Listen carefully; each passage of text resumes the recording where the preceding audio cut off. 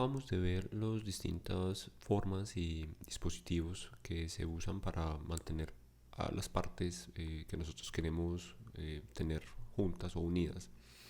Vamos a ahondar o a profundizar un poco sobre los dispositivos como los pernos, las tuercas, los tornillos que requieren un agujero para cumplir esta función. Entonces vamos a hablar específicamente en este video sobre generación o fabricación, procesos de manufactura para realizar agujeros. La manera como se hacen los agujeros es a través de algo que se llama el taladrado, drilling en inglés. Ese es un proceso que es muy común, que ustedes lo van a realizar con frecuencia cuando estén cursando la materia de taller 2, y consiste en remover material, generar un cilindro negativo, es decir, quitar material de una pieza para generar esa geometría cilíndrica, que se puede hacer de dos maneras. La primera es rotando la herramienta de corte, como la que vemos en este momento acá. Listo. En este punto están rotando la broca con respecto a la pieza que quieren taladrar. O la segunda es que nosotros hagamos girar la pieza, por ejemplo en un torno. Entonces están rotando este cilindro con respecto a la herramienta de corte que está fija. Veanla acá, ella simplemente va a introducirse en el material y de esa manera va a generar el agujero. ¿Qué aspectos hay que tener en cuenta a la hora de hacer este proceso de taladrado? Entonces son tres aspectos: la lubricación, la refrigeración y la remoción de viruta. Porque especialmente pues los tres son importantes, porque en ese proceso vamos a tener una fricción entre dos piezas, entre la herramienta y la pieza en la que nosotros queremos generar el agujero, que van a, digamos, por la forma de la herramienta, va a acumularse en la punta de la herramienta, y entonces necesitamos pensar en cómo aumentar la vida útil a través de la lubricación, de la refrigeración, y cómo extraer todo el material que se va removiendo de la pieza en lo que se llama la remoción de viruta. Entonces vamos a hablar un poco más sobre la herramienta del taladrado. Hay muchas clases y tipos de herramientas para hacer el taladrado. La más común será, pues digamos, la que nosotros conocemos es la broca, y el tipo de herramienta que uno usa va a depender del diámetro de ese agujero, la profundidad que tiene el agujero, la tolerancia requerida y el tipo de material finalmente con el que al que nos estamos enfrentando. Los agujeros que nosotros vamos a ver de acuerdo a la profundidad serán de tres tipos: un agujero pasante, como en este caso tendremos un agujero pasante, es decir, atraviesa la totalidad de la pieza, perfora completamente la pieza. Un agujero ciego, listo, como el que vemos en el caso de la izquierda, en el que la profundidad es limitada, la máquina, la herramienta no alcanza a superar el espesor de la pieza.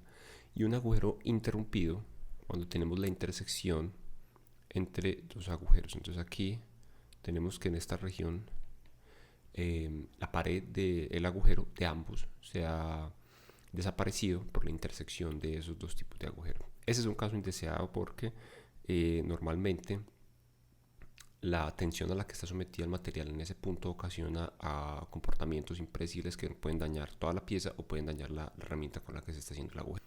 Ahora veamos cómo se realiza el proceso de taladrado. Entonces necesitamos una broca en espiral, se llama twist drill, y para centrar el punto donde va a comenzar el agujero, entonces usamos una broca centro. Entonces con esa broca centro se marca el centro del agujero para evitar que la broca propiamente comience a moverse de un lado para otro, y se va a hacer en varias pasadas para ir evacuando el material que se acumula en los canales hasta llegar a la profundidad deseada.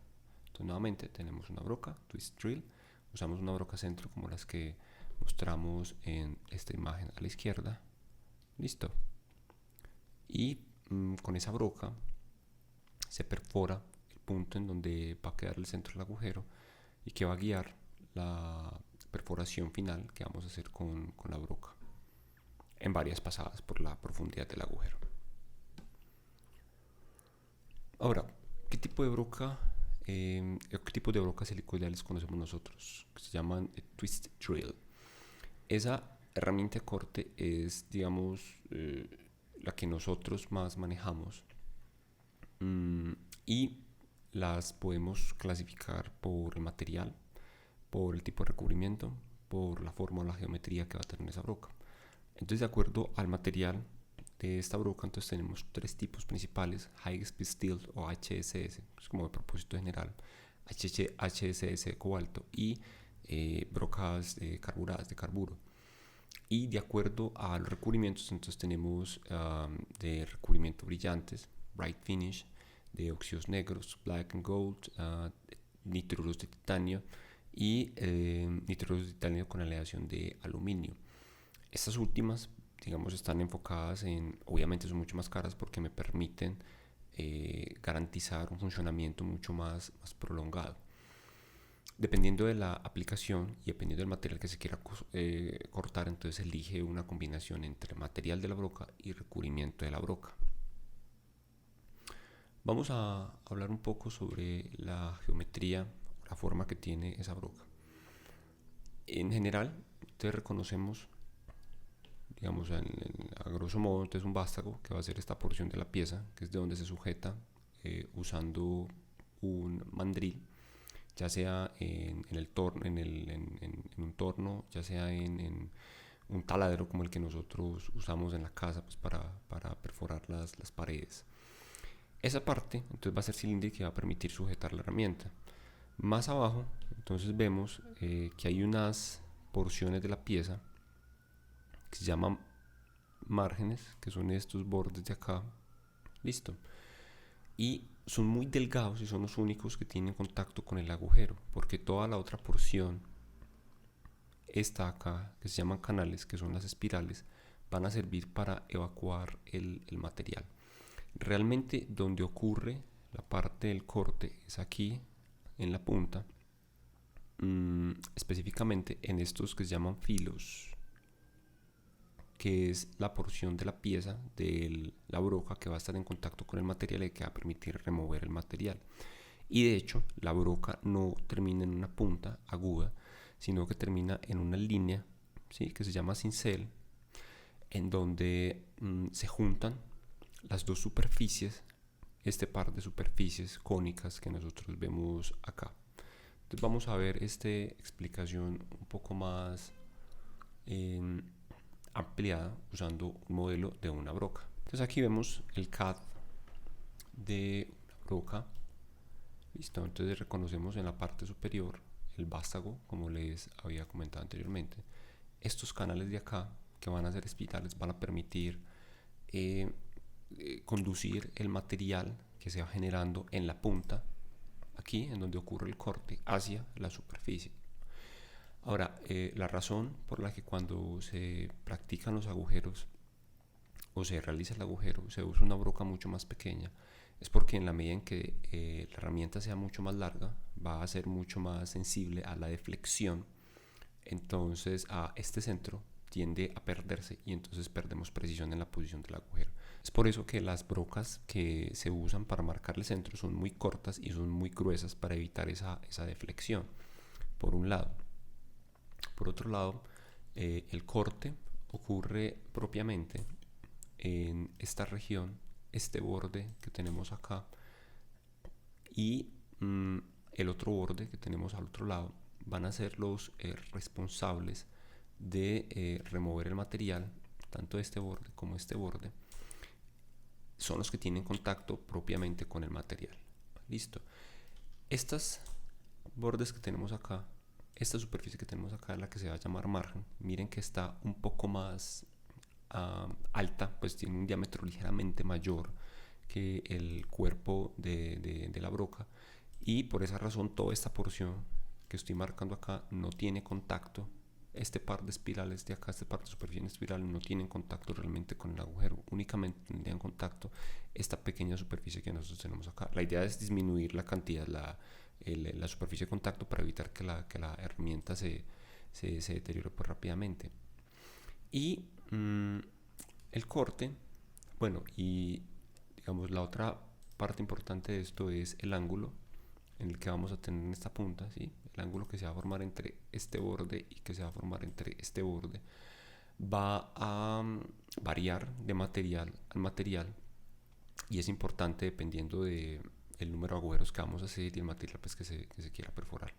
Lo importante aquí es que recuerden, aquí este punto que va a ser el cincel no es propiamente un punto, es la intersección entre las superficies de estas dos partes que serían como superficies cónicas.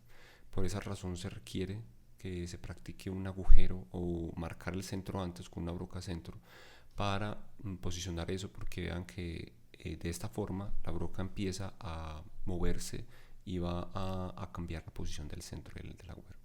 Y el corte va a ocurrir precisamente en los bordes que van a estar o que van a permitir, que serán este borde y el borde del otro lado, que van a estar en contacto propiamente con la pieza.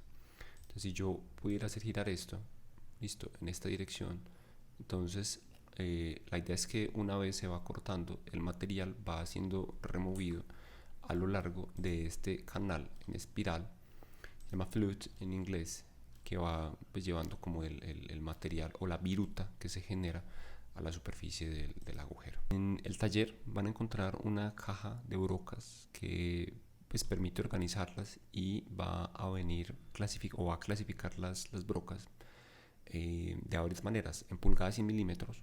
Entonces en pulgadas encontramos brocas que están marcadas con letras, de la letra A a la letra Z, brocas que están marcadas con números del número 1 al número 80, y más adelante las más grandes brocas que están con el diámetro en pulgadas, un 16 de pulgadas hasta 1,5 de pulgadas. Y en milímetros tenemos brocas que van desde décimas de milímetros hasta 40 milímetros. Ahora, habíamos visto antes los tipos de agujeros según su profundidad, como agujero pasante o agujero que atraviesa toda la pieza, through hole en inglés, agujero ciego, blind hole, y agujeros que se conectan entre sí. Ahora, de acuerdo al proceso de construcción, entonces vamos a ver el agujero simple, el agujero abocardado, el agujero avellanado y el spot face. El agujero simple es el que se mostró al principio, ¿sí? Es simplemente perforar con el taladro, usando el taladro y la broca para remover el material. Va a quedar un perfil, si yo pudiera hacer el corte de la pieza, muy similar o igual al que tenemos acá, en donde la profundidad del agujero se va a medir entre este borde y se va a medir entre este borde, correcto. Esta va a ser la profundidad del agujero, no se va a tener en cuenta el perfil cónico que genera la punta de la broca. Los otros tipos de agujero que nosotros tenemos es el abocardado, el counterbore, que va a ser este, el avellanado, el countersink, que va a ser este, que tiene en la parte superior un cono. El abocardado va a tener en la parte superior un cilindro, y el spot face, que es muy similar al abocardado pero tiene una altura mucho más pequeña, y la utilidad o el propósito de ese tipo de agujero es ligeramente diferente. Miren que estos dos es para alojar un tipo de tornillo de cabeza cuadrada, un tipo de tornillo de cabeza cónica o avellanado. Ahora, el agujero abocardado se construye a partir de un agujero simple usando una herramienta que se llama el abocardador. Entonces, la característica del abocardador es que tiene una punta cilíndrica que se conoce como piloto, que es la que me permite guiar la dirección de corte. Entonces, aquí en la animación estoy mostrando esa herramienta, el abocardador, para realizar un agujero abocardado y poder ubicar un tornillo. Entonces, nuevamente vemos la herramienta que se usa para realizar el corte. Ya se tiene previamente el agujero simple, y usando ese abocardador entonces se va a remover una porción que va a generar una sección, un cambio de sección cilíndrico que va a servir para alojar un tornillo que tiene una cabeza cilíndrica, como el que se está mostrando en ese momento.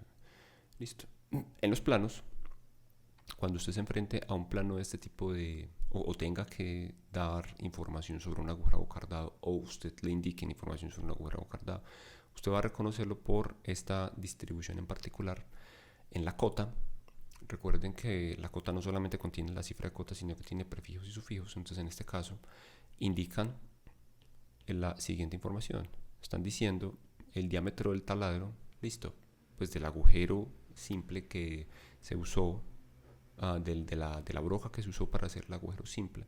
A continuación indican el símbolo del abocardado, que será este, y indican cuál es el diámetro del abocardado, listo, y la profundidad que tiene ese abocardado. Entonces recuerden que son esos tres elementos.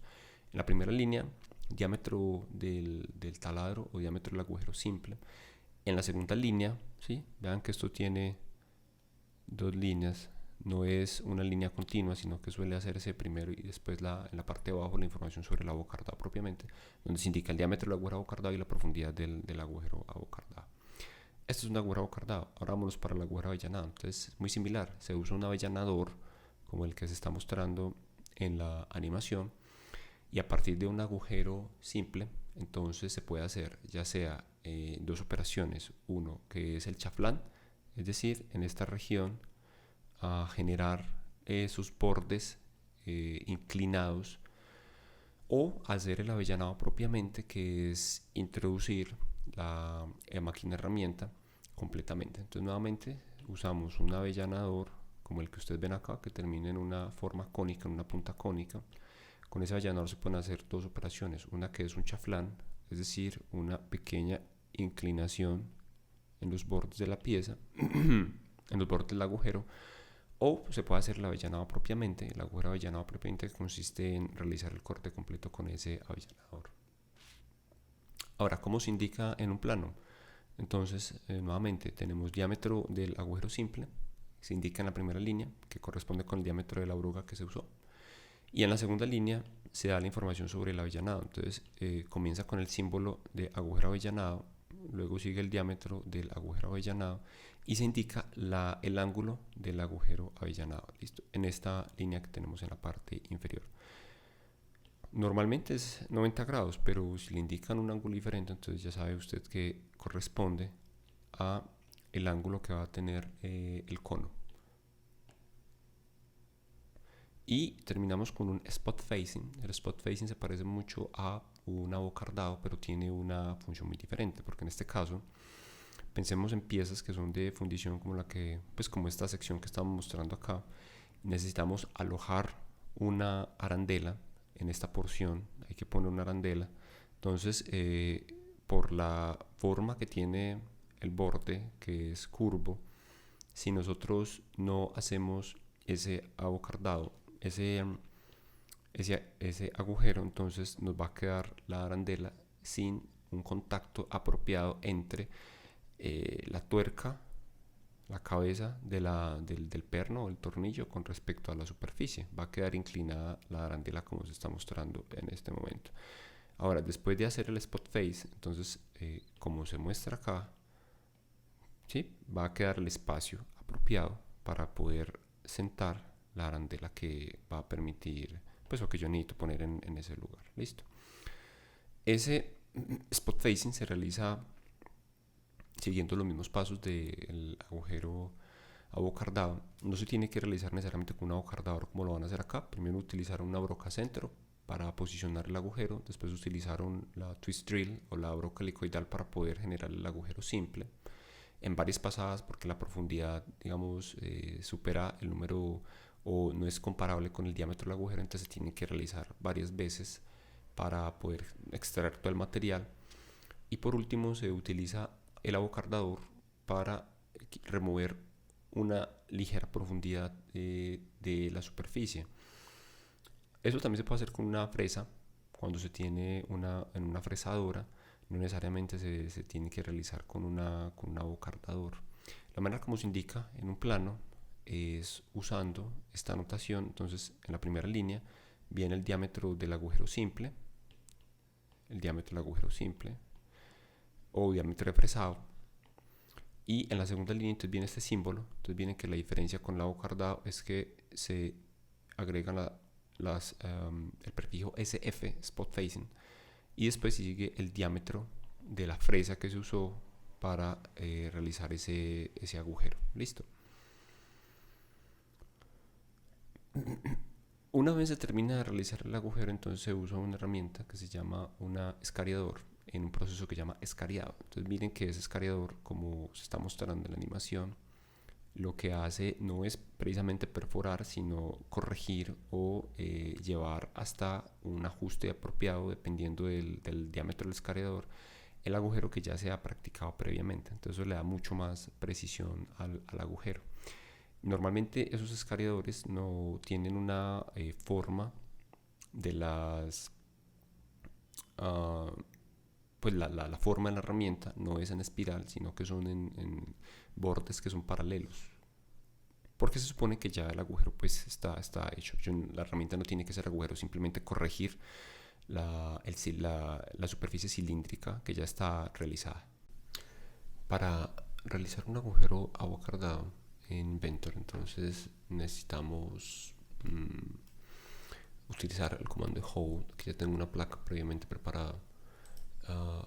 Eso mismo lo podría hacer con una operación de extrusión, pues, o vaciado por revolución o extrusión por proyección quitando material, pero el comando de hold simplifica el proceso y me ayuda a recuperar la forma del agujero, la designación del agujero cuando esté realizando el plano.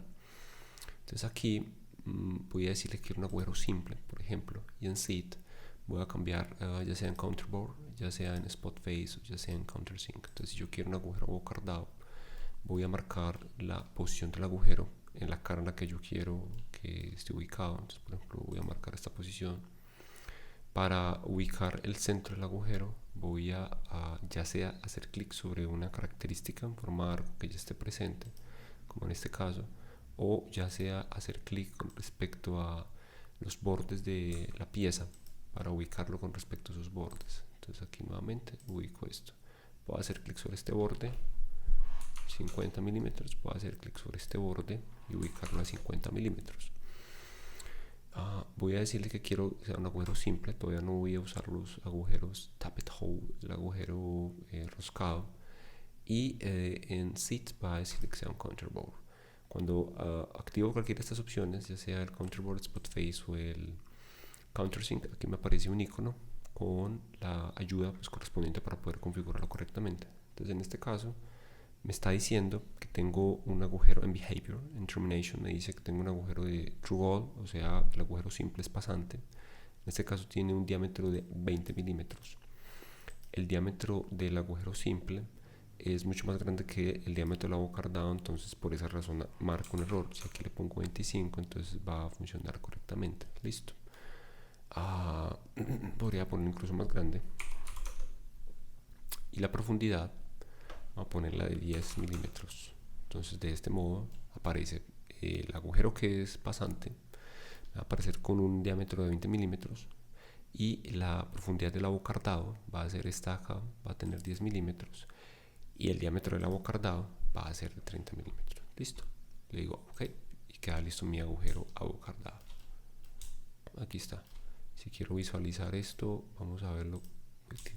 Ahí se ve claramente el abocardado y el agujero que es pasante. Vamos a hacer otro agujero, esta vez un avellanado. Entonces lo mismo, voy a seleccionar aquí la opción de countersink, voy a seleccionar la superficie sobre la que esté ubicado el avellanado, voy a marcar en este caso esta característica en forma de arco para que me haga el agujero. Aquí aparece el cursor con el símbolo de concéntrico, entonces ya me va a quedar concéntrico y entonces me va a decir la profundidad, el diámetro del agujero pasante va a ser de 20 milímetros, del taladro va a ser 20 milímetros y el diámetro del avellanado va a ser 30 o de lo que yo escriba en este campo. Y por defecto aquí aparece 82 grados, pero yo podría cambiarlo dependiendo de las especificaciones que me den en el plano o de las especificaciones que yo quiera para ese agujero. Recuerden que la terminación puede usar ya sea una profundidad limitada. Entonces en este caso en profundidad limitada tengo que ingresar aquí el valor de cuánto quiero que sea la profundidad de ese agujero,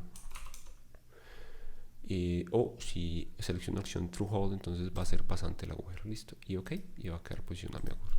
Entonces en este caso tenemos un agujero abocardado que está posicionado con respecto a los bordes de la pieza. tenemos un agujero avellanado que está posicionado concéntrico con respecto al redondeo que tiene la pieza.